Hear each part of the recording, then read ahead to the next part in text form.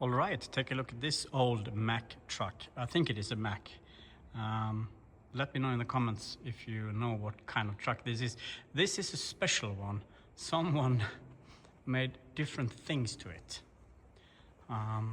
He obviously loved Scania more than Mack, as you can see.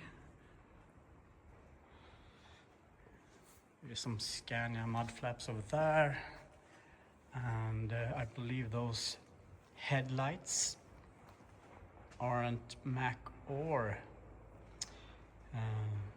Scania. I think those are from an international truck.